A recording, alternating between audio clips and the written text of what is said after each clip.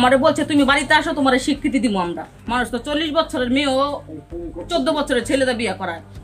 বিয়ের দাবিতে প্রবাসী যুবকের বাড়িতে অনশনে বসেছেন আরেক প্রবাসী নারী।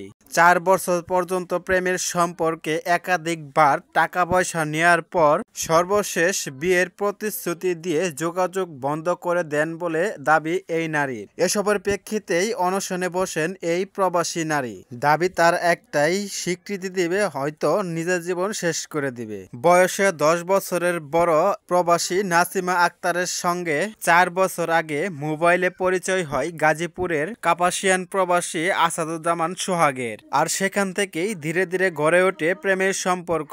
নাসিমার ভাষ্য অনুযায়ী নোটারি পাবলিকের মাধ্যমে বিয়েও হয় তাদের। দেশে ফিরে আনুষ্ঠানিকভাবে স্বীকৃতির কথাও দেন তিনি। এরপর দেশে ফিরে আসেন নাসিমা।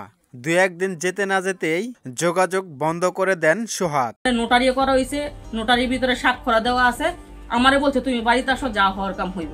সোহাগকে খুঁজতে তার বাড়িতে আসেন নাসিমা। পুলিশ দিয়ে তাকে বের করে দেওয়া হয় বলে অভিযোগ তুলেন এই নারী। নানান জটিলতায় বিষয়টি নিয়ে 1 সপ্তাহের মধ্যে সমাধানের কথা হলেও সময় পেরিয়ে যেতে থাকে। আর তারপরে সোহাগের বাড়িতে স্বীকৃতির দাবিতে অনশনে বসেন নাসিমা। সংসার সাজানোর জন্য একের পর এক 4 বছর ধরে অর্থ দিয়েছেন বলে দাবি এমনটাই নাসিমার। এমনকি সোহাগের প্রাক্তন স্ত্রীকে তালাক দিতেও টাকা দেন এই নারী। সর্বশেষ সোহাগের পরিবারের প্রতিশ্রুতিতে সৌদি আরব কর্মস্থল একেবারেই ছেড়ে আসেন তিনি।